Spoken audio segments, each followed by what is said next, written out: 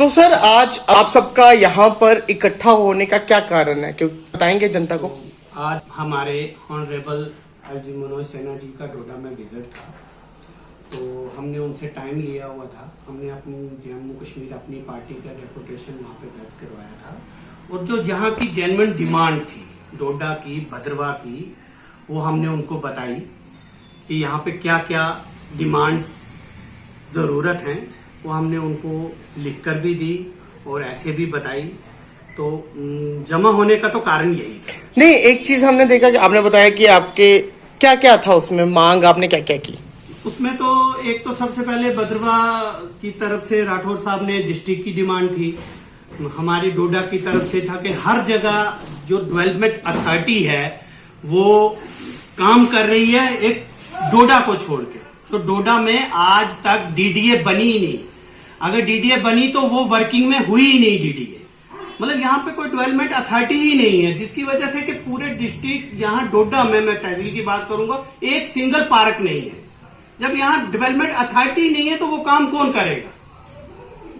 उसके अलावा चनाब है, चनाब ने हमारी सिर्फ जाने ली हैं, चनाब खित्ते को दिया कुछ नहीं है अभी तक। पानी हमारा, प्रोजेक्ट हमारे चनाब पे, लेकिन ना हमारे पास बिजली है ना हमारे पास पानी है।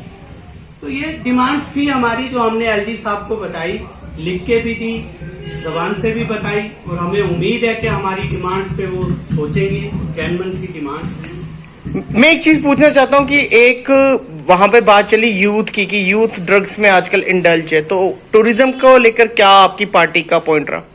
तो वो तो होगा ही, बात तो हर प्लेटफॉर्म पे यूथ की ड्रग्स की होती है, लेकिन ये कोई नहीं कहता कि यूथ के लिए कर क्या रहा है कोई। यूथ के लिए तो कोई स्टेप ही नहीं उठाया जा रहा। वो रोज धरने दे रहे हैं, प्रोटेस्ट कर रहे हैं, अगर उनके पास थोड़ी सी कोई नौकरी है वो भी लेने रह रहे हैं। तो यूथ तो ड्रग्स में ही इन्वॉल्व होगा और क्या करेगा? उसके पास और क्या अल्टरनेट है जब उनके लिए कोई पॉलिसी ही नहीं है गवर्नमेंट के पास? यूथ के लिए गवर्नमेंट के पास कोई पॉलिसी ही नहीं है कि उनको कैसे एडजस्ट किया जाए, उनको कैसे इस ड्रग्स से दूर लिया जाए, उसके लिए कोई पॉलिसी ही नहीं है इनके पास। राठौर साहब, आपसे एक सवाल पूछना चाहूंगा इसी बीच में कि आप तो जगह जगह जाकर अपनी पार्टी का प्रचार कर रहे हैं, तो अपनी पार्टी के प्रचार करने से आपको क्या पता चला? आपको पता चला कि यहाँ पे बिजली की क्या प्रॉब्लम है, यहाँ पे हॉस्पिटल की क्या प्रॉब्लम है, यहाँ पे कनेक्टिविटी की क्या प्रॉब्लम है?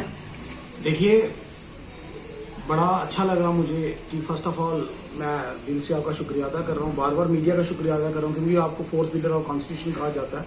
आप हमारी आवाज़ जो है वो लोगों तक पहुँचा रहे हैं। जो आपने बोला कि मुझे यहाँ पर घूम घूम के, फर्स्ट ऑफ ऑल मैं यहाँ पर किसी एक खिदमत करने आया हूँ यहाँ पर लोगों की, और दूसरी बात ये कि मेरे को जो यहाँ पर ब्लैकनेस, मैं बार बार जब जब यहाँ पर टूर कर रहा हूँ उसको ऊपर प्रैक्टिकली वर्क कर रहा हूँ, ऑन ग्राउंड लेवल कर रहा हूँ। अगर मैं हॉस्पिटल में गया, आपने खुद देखी, जो मैंने आज एक यहाँ पर डिमांड रखी है कि आपकी गायनी की डॉक्टर एक ही डॉक्टर है, कब वो वहाँ पर बैठती हैं, कब वो वहाँ पर नहीं बैठती हैं, वो मैंने सारी चीज़ें इन्हें डिटेल मैनर, जब मेरा पहला विजिट था भद्रवा में, मैंने वो बिल्कुल एडमिनिस्ट्रेशन के संज्ञान में लाई।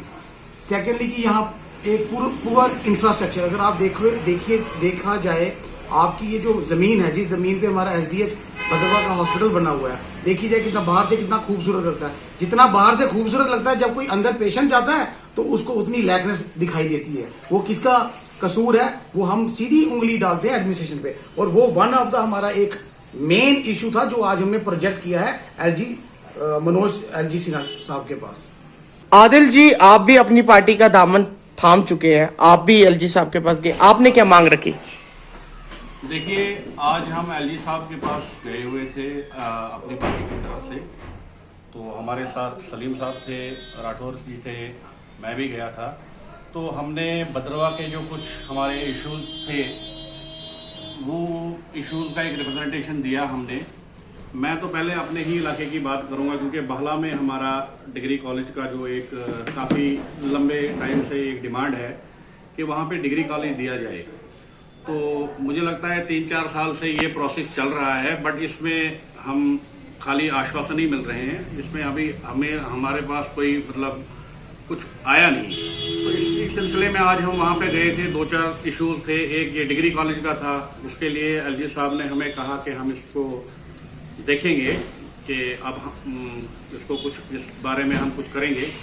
इसके अलावा दूसरा जो हमारा इशू था वो हमारे बाला हॉस्पिटल का था। जैसे राठौर साहब ने कहा कि भद्रवा में या डिस्ट्रिक्ट हेडक्वार्टर डोडा पे जो हमारे हॉस्पिटल्स हैं इनकी हालात जो हैं वो ख़राब हैं, तो सेम ही हमारे भद्रवा का भी वही हाल है। बाला में भी हमारा तकरीबन 17 पंचायत हैं और 17 पंचायत पे एक हॉस्पिटल है हमारा, बट हॉस्पिटल के नाम पे खाली बिल्डिंग है और अंदर स्टाफ के नाम पे वहाँ कुछ नहीं है, छलावा है। लोग आते हैं, परेशान हाल रहते हैं, डोडा की तरफ उनको आना पड़ता है या भद्रवा जाना पड़ता है।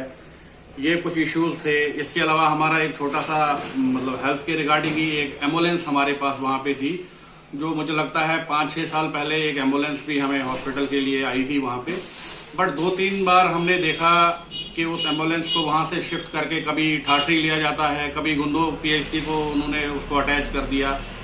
तो इस सिलसिले में हमने 2-3 बार ना ये प्रोटेस्ट वगैरह किया, तो वो एम्बुलेंस हमें वापस आई, लेकिन आज के दौर में वो एम्बुलेंस फिर वहाँ से गायब है। तो ये भी हमारा एक इशू था। और इसके अलावा जो ये ड्रग्स वगैरह पे था वो तो बाकी जो हमारे इश्यूज थे वो सलीम साहब हमारे साथ थे, राठौर साहब थे, तो वो हमने बता ही दिया आपको क्या इश्यूज थे। Thank you sir.